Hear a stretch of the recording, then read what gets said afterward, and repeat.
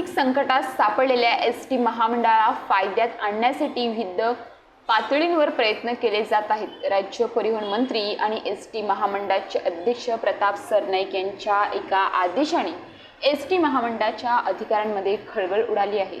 ST महामंडळाची सद्यस्थिती समजून घेण्यासाठी आणि भावी नियोजन निश्चित करण्यासाठी आर्थिक श्वेतपत्रिका तयार करण्याचे निर्देश परिवहन मंत्री आणि एसटी महामंडळाचे अध्यक्ष प्रताप सरनाईक यांनी दिले आहेत। एसटीच्या मुख्यालयात सोमवारी पार पडलेल्या बैठकीत ते बोलत होते।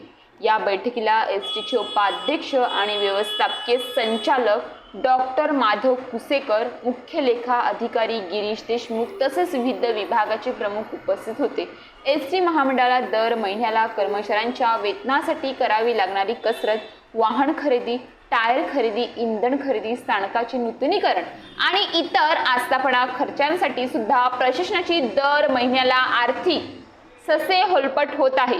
कर्मचाऱ्यांची देणी, भविष्य निर्वाह निधीचे हप्ते न भरणे, कामगार वेतनवाढ फरक, महागाई भत्ता फरक रक्कम, घरभाडे भत्ता फरक रक्कम आणि प्रलंबित देणी यासाठी महामंडळाला निधीची गरज आहे। याबरोबरच महामंडळाला इंधन, वस्तू आणि सेवा पुरवणाऱ्या संस्थांची थकीत देणी या सर्व घटनांचा विचार करून श्वेतपत्रिका काढण्याची मागणी करण्यात येत होती। परिवहन मंत्री सरनाईक म्हणाले, सुमारे 10,000 कोटी रुपयांचा सचित तोटा असलेल्या एसटी महामंडळाला कर्मचाऱ्यांचे वेतन, वाहन, टायर आणि इंधन खरेदी, स्थानकाचे नूतनीकरण यासाठी दररोज आर्थिक संकटाचा सामना करावा लागतो। कर्मचाऱ्यांचे देणी, भविष्य निर्वाह निधी, थकीत कामगार करार अशा अनेक जबाबदाऱ्या महामंडळावर असल्याचे त्यांनी नमूद केले।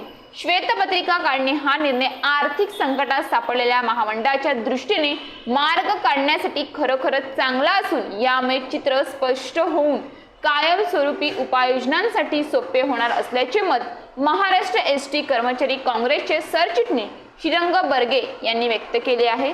संघटनेने वारंवार याची मागणी केली होती असे त्यांनी सांगितले। एसटी महामंडळाचे सध्याचे उत्पन्न आणि खर्च याचा ताळमेळ घालून लेखाजोखा मांडणे गरजेचे होते। त्याला या निर्णयाने बळकटी मिळेल असे बर्गे यांनी म्हटले आहे।